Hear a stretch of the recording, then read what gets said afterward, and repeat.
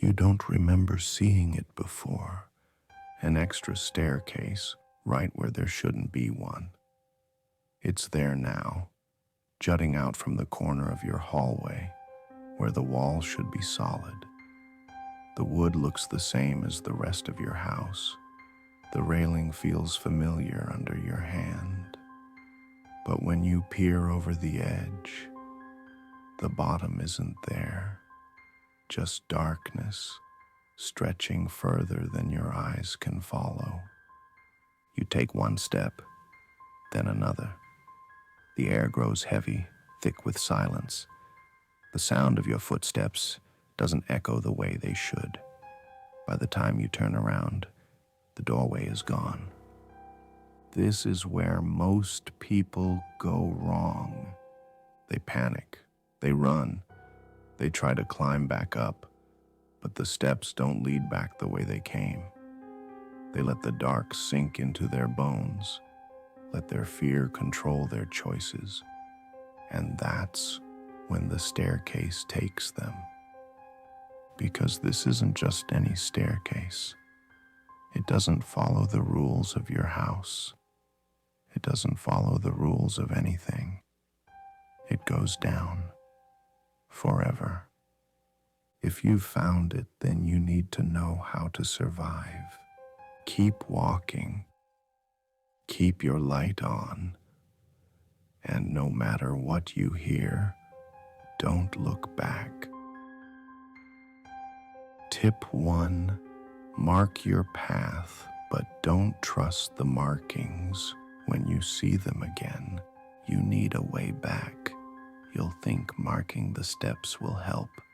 Scratches on the railing, chalk on the wood, something solid to remind you where you've been. It won't, because sooner or later, you'll see your own markings ahead of you. The scratch you made 3 minutes ago, but deeper, like someone traced over it. The chalk mark, but dragged sideways, as if moved by an unseen hand. That's when the panic sets in. That's when people stop walking, turn back, try to retrace their steps. That's how it gets you. You didn't loop. The staircase doesn't bend. Something else is changing your marks, maybe to confuse you, maybe to guide you somewhere worse. So yes, mark your path. But the moment you see a marking where it shouldn't be, do not stop. And if the last mark you made disappears before your eyes, run. Tip 2. The air gets colder when it gets close. At first, the air feels normal, stale maybe, heavy like an old basement sealed too long. You'll notice a dampness, a weight pressing against your skin, but nothing alarming. Then the temperature drops. Not a slow, creeping chill, but a sudden, unnatural cold. Your breath fogs in front of you. Your fingers go numb.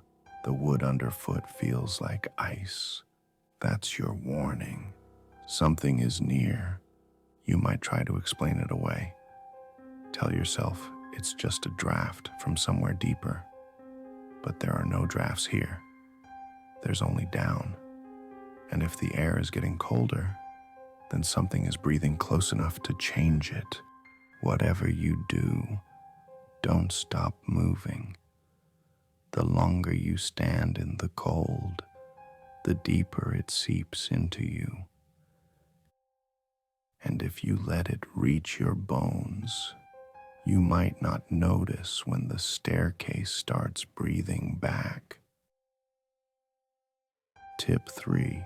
If you hear someone behind you, keep walking.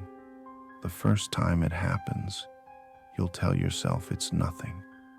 A creak from the steps below, a distant sound shifting through the dark. Then you'll hear it again, a footstep, not yours. It will start slow, matching your pace, just a little too late, a half second off, like an echo that shouldn't exist. And the longer you walk, the closer it gets. Eventually, it won't just be footsteps. A breath will slip through the silence, low, ragged, damp. Then, a voice, too soft to understand at first, then clearer. It might say your name. It might sound like someone you know. Don't answer. Don't turn around. It wants you to stop. It wants you to acknowledge it. The second you do, it will no longer be behind you. So no matter what you hear, keep walking. If it sounds close, walk faster. And if the voice comes from right beside your ear, get out of there. Tip 4. Never walk in total darkness. Light fades faster here. Your flashlight, your phone screen, even the glow from your watch, none of them last as long as they should. The deeper you go, the more the darkness eats away at them. At first, it's subtle, a flicker, a dimming that makes you second-guess your eyes. Then, the shadows grow thicker, pressing in, swallowing the edges of your vision. And then the real trouble begins. Because something moves in the dark, not with footsteps, not with breath, just the quiet, sickening shift of something changing shape where no light touches. You won't see it, but you'll feel it, the weight of it watching, the sense that the staircase isn't empty anymore. When your light starts to fail, don't hesitate. Switch to a backup, shake the flashlight, turn up the brightness, do whatever it takes. Just don't let it go out completely, because if it does, you won't be the only one in the dark. Tip 5. Time doesn't work right here. You'll lose track fast. Your watch will stop first. Maybe the hands freeze. Maybe the numbers glitch, flickering between seconds that don't exist. If you check your phone, the battery will be lower than it should be, draining faster, no matter how little you've used it. And then it gets worse. Your body won't feel hunger. Your throat won't feel dry. Your legs won't ache, no matter how long you've been walking. Minutes stretch like hours. Hours snap into seconds. You'll swear it's been days since you started descending. But when you check the time, it's barely changed. Or maybe it's changed too much. Some people say they walked for weeks before realizing their reflection in their phone screen wasn't moving right. Others say they checked their messages and saw texts from numbers they didn't recognize. Dates that haven't happened yet. The worst part? You won't know if you're moving forward or if you've already been stuck here for years. Tip 6. If you see a door, think before you open it. Eventually, you'll see one. A door standing alone in the endless descent. Maybe it's built into the wall, if there even are walls. Maybe it's just there, freestanding in the dark, a frame with no support, a handle waiting for your touch. You will want to open it. Don't. Not yet. Because doors in this place don't work the way they should. Some lead back, but not always back to where you started. Some lead deeper, but deeper into what? And some don't lead anywhere, not in the way you understand. If you have to open one, listen first. Press your ear to the wood. If you hear breathing on the other side, step away. If you knock and something knocks back, walk faster. And if the handle is warm, like someone was just holding it already knows you're here. Tip 7. The steps are listening. You'll notice it when the silence stretches too long. Your footsteps will sound normal at first. The steady thud of your shoes against wood, the faint creak of each step bending under your weight. It'll be the only sound keeping you company, until it isn't. One step will sound different, not louder, not quieter, just wrong, like the wood isn't quite wood anymore, like something underneath is shifting, adjusting, waiting. Then it starts copying you, not like an echo, like a response. You step, something else steps, a fraction of a second too late, not below, not above, right beneath your feet. That's when you need to be careful. The staircase remembers you. It listens. And if you hesitate, if you stop, kneel, try to touch the step that sounded different, it will learn more than you want it to. So keep walking. Keep your rhythm steady. And if a step ever feels like it's breathing beneath your weight, step lightly. It's listening. Tip 8. If you find another staircase, don't assume it leads back up. At some point you'll see it, a second staircase, maybe branching off to the side, maybe spiraling upward, defying the endless descent. It will look like an escape. It isn't. Climbing won't take you back where you started. Up and down don't work the way you think they do here. Some staircases lead nowhere. Some lead somewhere worse. And some don't lead at all.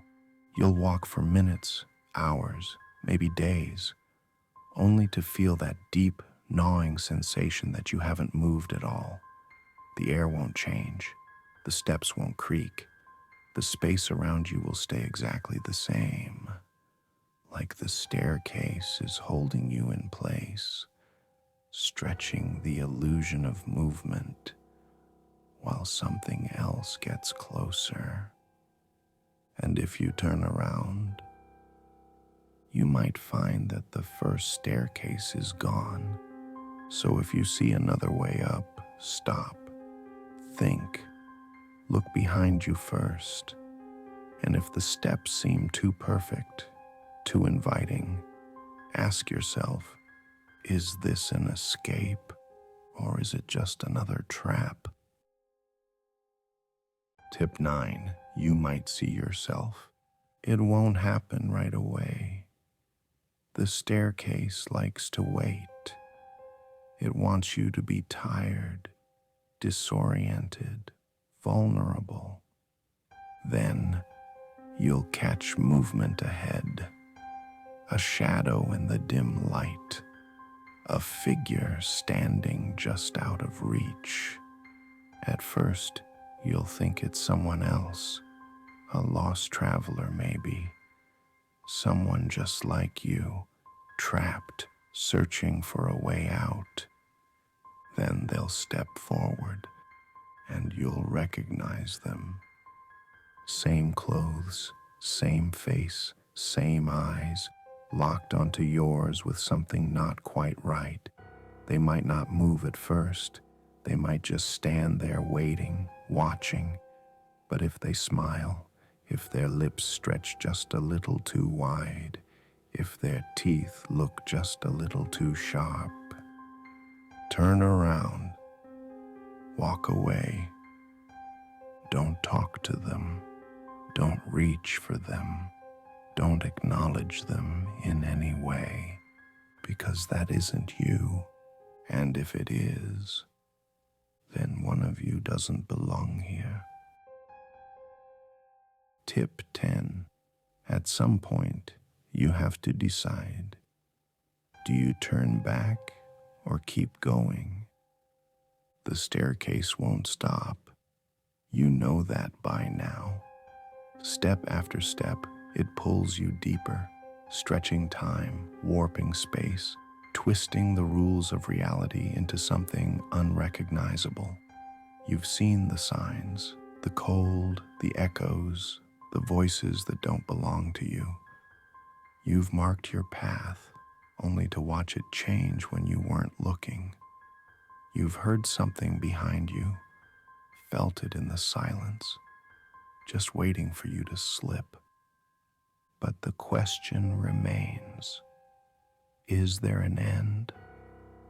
Maybe, maybe not.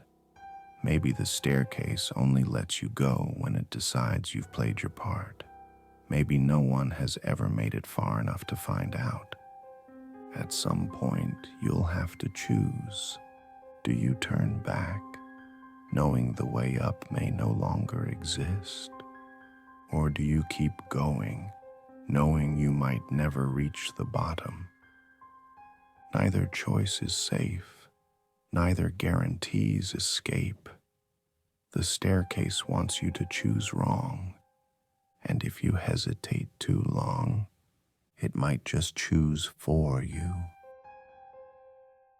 If you ever make it out, don't check where the staircase used to be. You'll be tempted. You'll glance toward the hallway, the corner of your house where you first saw it, expecting it to be gone. Maybe it will be. Maybe the wall will be solid again, the floor untouched, as if nothing ever changed. But what if it isn't? What if the door is still there, waiting? What if the staircase never really left, just hid itself until you came looking? And worst of all, what if it's not empty this time? If you see someone else standing at the top, someone staring down, drawn to the steps like you once were, do not follow them. Do not call out. Do not try to warn them. Because if they turn around, it might not be them at all.